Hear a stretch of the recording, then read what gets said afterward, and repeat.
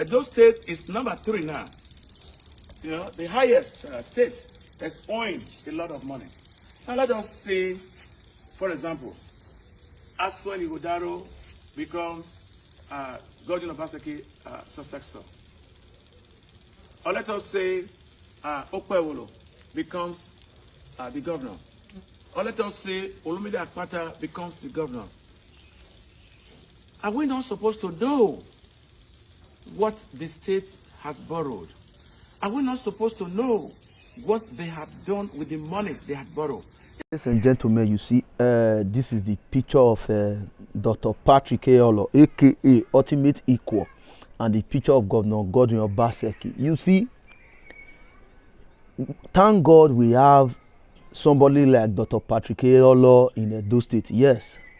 Otherwise, people like what they call them, Alfred Ujinosa and the those of them who did the narrative of go and verify propaganda. Therefore, use the do people head and the do people eye to see fire. Now, Dr. Patrick Eolo has come out to ask a very reasonable question and raised a very good concern. You see, Obaseki will be leaving office in the next few months.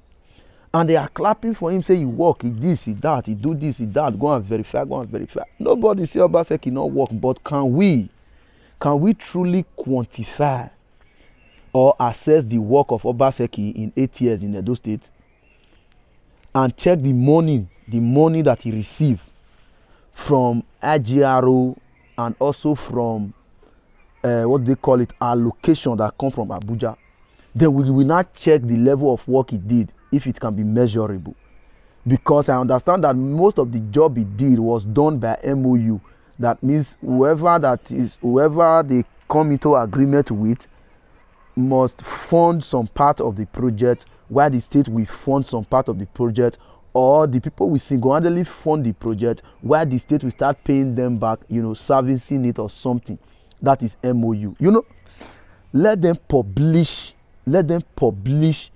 the contract, the MOU contract. Let them publish it. Let us see.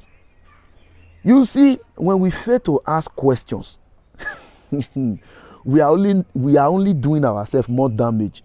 Yes. Look at what Patrick Eolo have said. Look at what he said. I don't need to talk anything. Just look.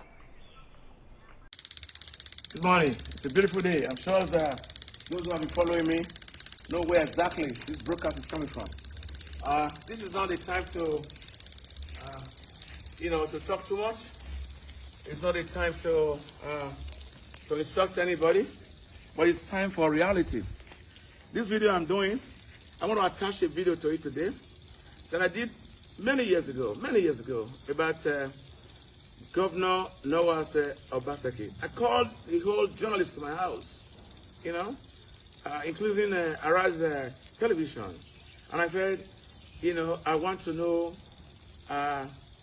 what the state is owing. We're borrowing money. And even when we borrow money, I want to know how we're spending money we're being borrowed so that we don't leave a huge debt for our children. But, a lot of smart people, so-called educated illiterate that we have in this country, you're in the internet, causing yourself, trying to see where ultimate equal English is correct or incorrect. Let's say, I'm not an English person. Let's say, English is for communication. I'm doing my very best for you all right? So I'm going to attach that same video. The reason why I'm doing that today, Edo State is number 3 now. The highest state that's owing a lot of money. Now let us say, for example, as when Ighodaro becomes Godwin Obaseki successor.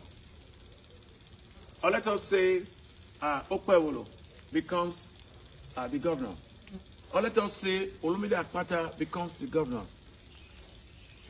Are we not supposed to know what the state has borrowed? Are we not supposed to know what they have done with the money they had borrowed? There's nothing wrong to borrow money. Even Americans are still borrowing money. But something is definitely wrong when you borrow money. You are not using the money for the right projects. Because whenever FAC comes comes out from the federal government, the governors will change the money into dollars and take the money abroad. I don't know what they are thinking as a black people. And I don't also know what you are thinking as the followers.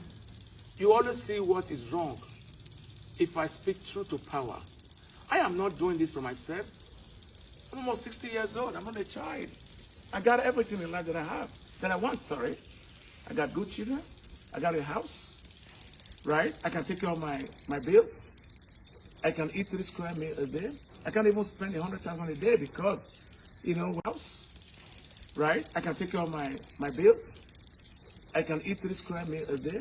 I can't even spend 100,000 a day because, when you are getting there, everybody has a sugar level, or most people have a sugar level, right? So we eat very moderately. I am not doing this for ultimate equal.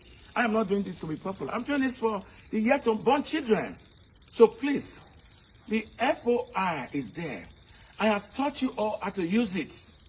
It's called the Freedom of Information Act. It's an instrument to ask questions from the multinational, from the governors. How are they spending your money? Why are they borrowing money? What is the importance of borrowing money? Look at what is happening now as a case study in Kaduna. Aero 5 has borrowed and borrowed and borrowed and borrowed and borrowed. That in this last allocation they have, 7.5 billion were deducted from the state money. The governor there is crying foul. And the governor was also once a senator. And the governor also know that Aero 5 were borrowing recklessly. He couldn't say nothing because he wanted to be politically correct. I am not a diplomat. I don't approach issue based on diplomatic. I approach issue on based what I know.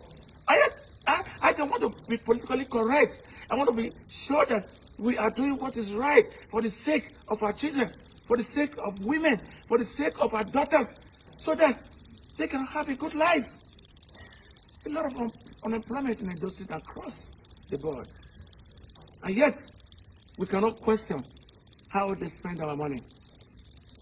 I believe Senior Advocate Uzi was Governor Obaseki's a lawyer. In all my cases there, all they do is to postpone and procrastinate. Come on, judges. You see how some few good ones among you. Take the courage and give us a fair hearing. Why is FOI important? The Freedom of Information Act. The last case I have with Governor Obaseki, one of the judges, I don't want to mention his name, just to respect his privacy, said, what's her name again? It's describing me, busybody. How can you say that? If there were Freedom Information Act that gave me the local standard to ask questions that was very fundamental for the interests and the benefit of a citizen as a humanist, how dare you call me busybody? Please, the judges we have in this country, the lawyers we have in this country, don't be self-centered. The judiciary, please wake up to your responsibilities and help us who are litigants, who have the courage to speak truth to these monsters we call politicians. I will attach a video to this. Thank you, viewers, and share the video.